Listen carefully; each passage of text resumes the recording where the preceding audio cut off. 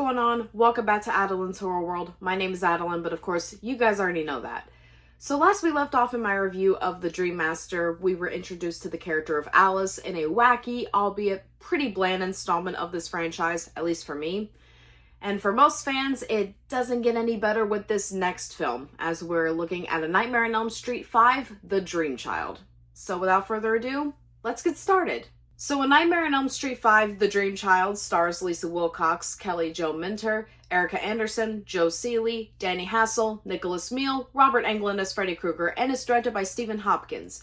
While the fourth one was wacky in tone, this film marks the true tonal shift into full-on comedic territory with Freddy's character, which feels very weirdly out of place if I'm being completely honest. 1 year after the events of The Dream Master, survivor Alice Johnson and her boyfriend Dan have managed to mostly move on from their traumatic experience with deceased child murderer Freddy Krueger. However, their peace is quickly broken by Freddy's confusing and shocking return, and Alice begins to experience nightmares despite still being awake the entire time. As she desperately searches for answers while her friends begin being picked off one at a time, Alice soon discovers that she is pregnant with Dan's child and pieces together the mystery surrounding the nightmares. Freddy is haunting the dreams of her unborn baby. In order to save her child, Alice will have to face Freddy once again and defeat him for good. So despite The Dream Master getting mixed reviews from most critics, it was still the most financially successful film in the entire franchise in the US until the release of Freddy vs. Jason in 2003. So, can you guess what happened next? Can you guess? Hold on, I'll give you a second. If you guessed New Line Cinema greenlit another sequel, then you are correct and you've won a grand prize. For those that watched my review of Freddy's Revenge, you might recall that I talked about the screenwriter of this film, Leslie Bowen. I brought up how his initial ideas for that second film involved both supernatural possession and pregnancy, but they only went with the possession angle in regards to Jesse's character. The pregnancy subplot was actually brought up again in the pre-production of Dream Warriors. However, Sarah Risher was not a big fan of the idea, as she was actually pregnant at the time, and she stated that the image of Freddy Krueger crawling out of a mother's womb did not appeal to her at all. Regardless, Sarah reconsidered the idea after having her child, and she had realized that all the teenagers that watched the original in 1984 were now all grown up and had their own families, which prompted her to allow the project to be greenlit. Little is actually known about the filming process of this film. For example, I couldn't figure out when it was even filmed. Please let me know in the comments if you can figure that out. But it is important to point out that the MPAA came for the franchise once again with this film, demanding that the death scenes of Dan and Greta get cut down significantly. If not, of course, the film would have received an X rating. However, the uncut versions of these death scenes are available online, and I've actually heard that the 4K box set of the franchise does contain an unrated version of this film.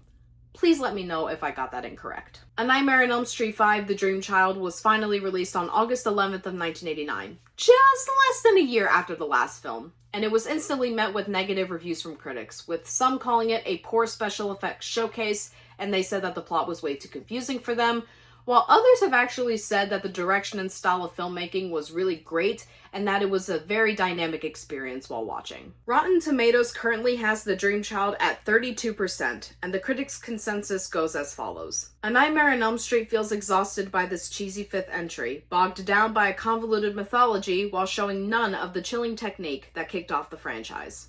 And now for my favorite section of these reviews. Adeline's Horror World Trivia Time!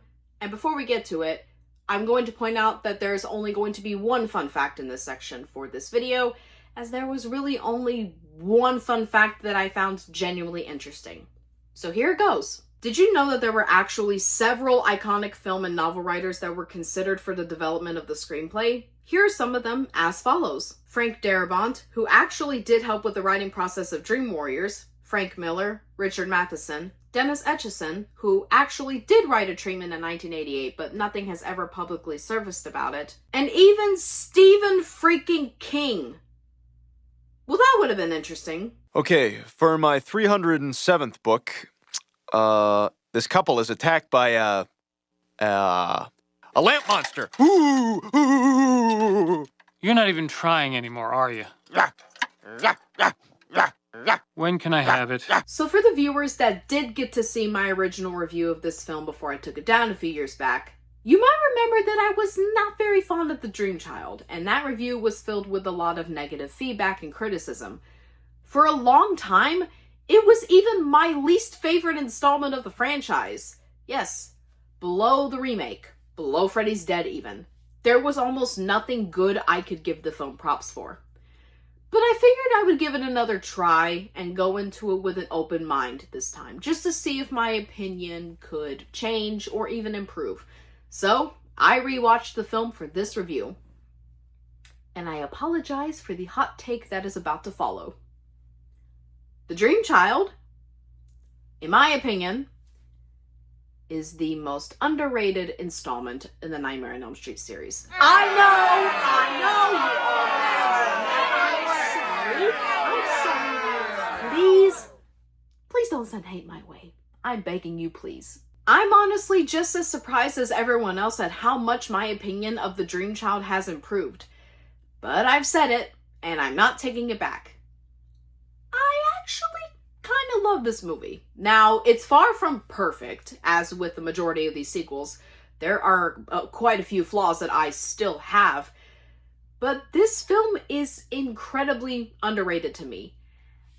And it might be in my top 5 of the entire franchise. Now, before you all get pissed off, allow me to get into the reasons that I have come around on this film, just so you can understand a bit more. So first, I actually really enjoy the characters in this one. Are they that developed?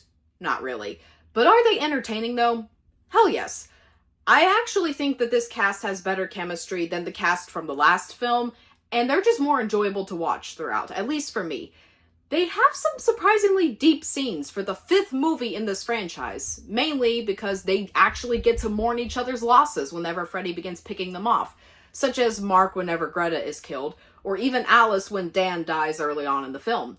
It's handled surprisingly well, and the actors aren't actually that bad at conveying this, even if their performances can be a bit mediocre throughout. Next, the pregnancy angle. One wrong writing decision could have destroyed the entire plotline, and it could have made the movie so bad as a result. But to my surprise, and in my honest opinion, the pregnancy angle is actually handled with a shocking amount of maturity. It's not just a lazy plot point to give Freddy an excuse to go after Alice again, though the concept of him haunting the nightmares of an unborn child is completely terrifying. The film actually delves into the more realistic aspects, such as the teenager struggling with being a teen mom, the worry of how the teenager's parents will react, the woman actually fearing that she will not be a good enough mother to her child, and so on.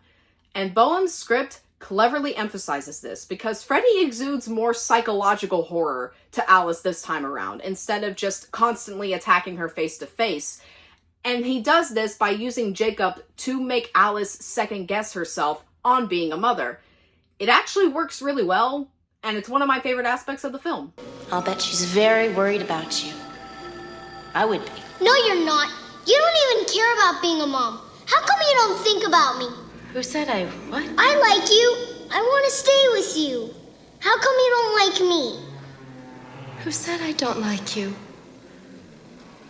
My friend with the funny hand. Next, this is actually the most uniquely directed film of the entire franchise to me. There are so many bizarre shots and camera angles that are sprinkled throughout here, and I believe that Stephen Hopkins did it on purpose to really visually sell the nightmare aspect of the story.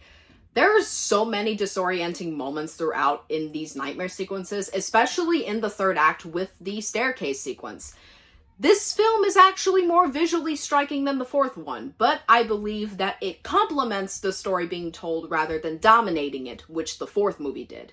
This one complements the story more. So well done, movie. Next, Alice's arc is handled so much better in this film, and it's more emotional to me. She not only has to deal with Freddy being back, but she also has to worry about protecting her friends, losing her boyfriend, finding out that she's pregnant with said boyfriend's child after he's gone, fearing the safety of her unborn baby, struggling with being a teen mother, and so on. What helps with this, though, is that she doesn't have to go through this struggle alone. Not only does she have her dad, who is way more likable than he was in the last film, but she also has her friends, who, while they don't fully believe her about Freddy at first, they still attempt to be the best emotional support that they can be, even if Yvonne can be ignorant about Freddy until Freddy himself proves her wrong towards the third act. Next. Do you remember what I said in my review of the last film? How I felt that there was something missing with the Dream Master? Well, that something is present in the Dream Child. This one actually feels like that there's true heart put into it, and that there was actual effort behind the scenes and with the way they made it. Even if some of the editing can be a bit spotty because of its troubled and rushed production, they were at least trying with this one, which I can't really say about the last film. Finally, to put it brief, I really enjoy the deaths of Mark and Greta, even if Freddy's presence ruins them by quite a bit. Greta's death is actually really gross, despite it being cut all to hell by the MPAA, with Freddy force-feeding her intestines to her. Ugh, I never want to go through that. And Mark's death is really visually appealing whenever Freddy slashes a comic version of him. And they're honestly really enjoyable death scenes to watch, so well done. Moving on to my mixed elements, of which I have two. First, and this is also a hot take, I'm very iffy with my feelings about Dan's death scene. I never knew why for the longest time, and I never really got the hype behind it either. I never knew if it was because it was too strange, or if Freddy's stupid freaking one-liners ruined the entire moment. But I think I might know why now. I think it's because of the MPAA making the director cut the kill down to almost nothing. The uncut version of Dan's death is fantastic, and it is horrific and disgusting to watch. In the final version, however, the fact that the MPAA cut this kill down to pretty much a bare minimum makes it feel very underwhelming, and this death should have an impact, because this is Dan that is being killed off, and he was a very important character in the last film. It should have an impact. But because of the MPAA's treatment of it, the impact is not there for me, personally. It's a fine kill, I guess, but it's honestly very disappointing that it was cut all to hell, and I kind of wish that it wasn't. Finally, to put it brief, while I really do enjoy the mythology and the backstory surrounding the character of Amanda Krueger, I kind of wish we got to know a little bit more instead of just going about what we already knew from Dream Warriors. The idea of Amanda potentially being the only person or being that can actually frighten Freddy is interesting, even if it's executed in a not-so-great way. I just kind of wish we knew a little bit more about her, because Amanda's character is one of the most fascinating characters in the entire franchise. At least to me. Moving on to my negatives. And let's get the biggest one out of the way first. Freddy. Just everything regarding Freddy. Everything surrounding Freddy actually works really well. But the second Freddy himself shows up, all the tension just goes out the window. You could tell Robert Englund was getting really tired of playing the character at this point. So, first off, his design is pretty freaking atrocious. It's probably the worst design of Freddy out of the entire franchise. I mean, like, just look at, just look at it. And his one-liners are just straight up lazy in this one. They're too obvious, they're not funny at all, and they're just straight up boring to me. It's a boy! This boy feels the need for speed. Hey, Danny, better not dream and drive. Bon appetit, bitch. Faster than a bastard maniac. More powerful than a local madman. It's Super Freddy! To quote James from Dead Meat, Super Freddy sucks. He sucks and he always will. Let's just move on. Next. While I was fine with Lisa Wilcox's performance in the last one, I thought she was pretty good, I don't know what happened here. She's really bad in this one. In her quieter and more subtle and tender moments, she's very good. That's her best acting, when she's more subtle and quiet and tender. But just like the last movie, when she tries to act scared or badass, it really doesn't do it for me. And it might actually be even worse than when she attempted to do it in Dream Master. No!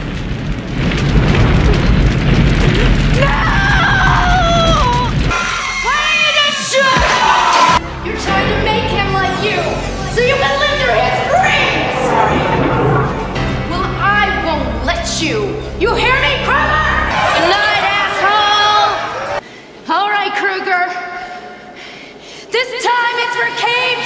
Finally, the editing can be very messy at times. I'm with everybody on this one. The rushed production shows very glaringly here and there, with some of the choppy editing really showing some continuity errors and even incorporating some of the most obvious plot holes of the film. For example, Freddy's plan would have been thrown entirely out the window if he harmed either Jacob or Alice at any point. Jacob is the one thing that is keeping Freddy alive. Harming him would have just completely screwed over his plan. And he tries to kill him in the third act. If you had done that, Freddy, you're done. You're finished. Your plan is completely foiled if you harm that child. And by the way, that's the one aspect of the premise that does not work for me at all. But unfortunately, some of the messy editing is so apparent, and that might be because they had less than a year to make the entire movie from pre to post-production, and it sadly shows. So overall, guys, I'm honestly really shocked at how much I've come around on The Dream Child. Sure, some aspects still do not work well for me, particularly those to do with Freddy, but the premise is really eerie. The majority of the characters are very likable, and I grew to care a lot for them. Alice's arc is more touching in this one, and the atmosphere just works very well with the overall tone of the movie. However, I will acknowledge that this movie is not for everyone, and there are people out there who really do not like this movie. So when it comes to recommending the film, it would once again depend on who is asking me. If you're looking for something different with the franchise, or if you're looking to see the wacky version of Freddy once again, then sure, go ahead, I'd recommend it. But if not, just like the last film, this would be a safe skip. I'm going to give A Nightmare on Elm Street 5: The Dream Child a B-. So what do you guys think of A Nightmare on Elm Street 5: The Dream Child? Do you like this movie? Do you hate this movie? Do you love this movie? Or is it just in the middle for you? Let me know and we could discuss it in the comments below. Also, go ahead and let me know where this film falls in your ranking of the franchise. So anyways, be looking forward to my next review, which will cover the 6th and definitely final installment, Freddy's Dead, the so-called Final Nightmare. Also, if you're new to the channel, be sure to like the video, subscribe to the channel, and switch your notification settings to all. That way you can be notified for all future videos and content here on the channel. So anyways, guys, I guess that's pretty much it. So anyways, I'm Adeline. This is Adeline's Horror World, of course. You guys already know that. I love all you guys to death. And until next time,